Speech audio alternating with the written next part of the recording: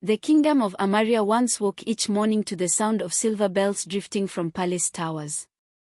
Its gardens bloomed in endless color, and the people spoke of their queen as though she were the sun itself, warm, constant, and full of life. But one night when the sky burned red with distant fires and the air trembled with fear, the queen held her newborn daughter close, her tears falling softly on the child's tiny fingers. The palace could no longer protect her. The world had turned uncertain. Wrapped in a velvet cloth embroidered with a royal crest, the baby princess was carried through hidden paths until the queen reached the river that curved like a ribbon through the forest. "My little star," she whispered, kissing the birthmark on the baby's hand, a crescent shape that glowed faintly in the moonlight. "May the river guard you until I find you again."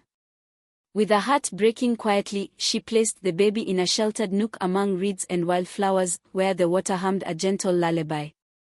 Morning arrived with birdsong, and with it came a village woman named Mara. She had walked to the river to wash clothes, her own baby girl tied to her back. When she heard the soft cooing, she followed the sound and found the tiny bundle. "Oh, you precious child," Mara breathed, her face softening. The baby's eyes sparkled like sunlight on water. Mara felt something bloom in her chest, an instant, fierce love. She already had a daughter the same age. Perhaps, she thought, the two girls were meant to grow as sisters. And so she carried the foundling home, naming her Lina, meaning gift of the river. The girls grew together like twin saplings, sharing laughter, stories, and the small joys of village life. But as the years passed, Lina's beauty unfolded like a rare blossom, warm brown skin glowing, long flowing hair catching the light, and a gentle grace that made people pause when she passed. She was not only beautiful, she was kind. She greeted elders with respect, helped neighbors without being asked, and carried a quiet strength in her smile.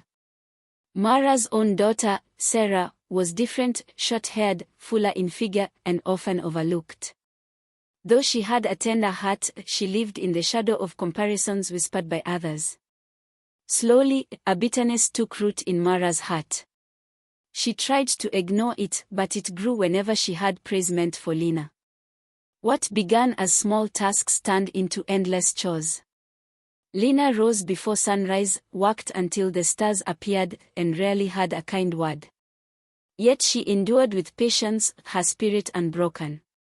One golden afternoon, Lina walked to the river to fetch water, her footsteps light on the dusty path.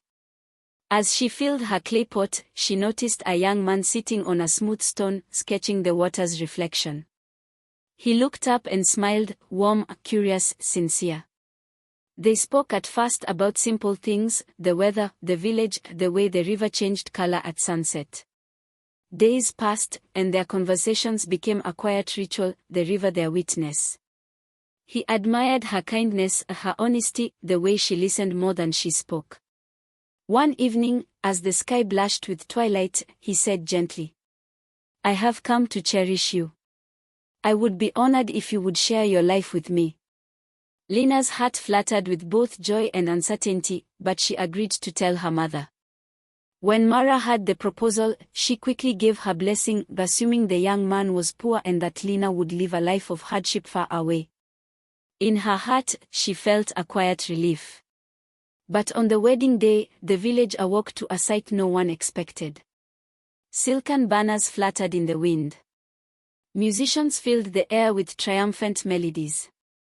Noble guests arrived in gleaming carriages. The humble young man stepped forward dressed in royal attire. He was a prince, traveling in disguise to find someone who loved him for who he was, not for his crown. The crowd murmured in astonishment. Mara stood frozen, her assumptions unraveling like loose thread. Among the invited guests were rulers from neighboring lands, including the king and queen of Amaria. When the queen saw Lina lift her hand to greet the crowd, she gasped. The crescent birthmark shimmered unmistakably.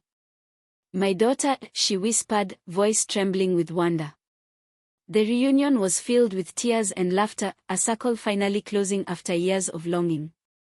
Lina learned of her past, her true name, and the love that had never faded. Now a princess once more, and soon a queen, Lena's life changed beyond imagination. Yet her kindness remained her greatest treasure. Mara and Sarah approached her, their eyes filled with regret, asking softly for forgiveness. Lena looked at them not with anger, but with calm understanding. The river had taught her that hearts, like water, could change course. "I forgive you," she said gently. "Let us begin again." And in that moment, forgiveness became the true victory of the story, not wealth, not power, but the strength to choose compassion.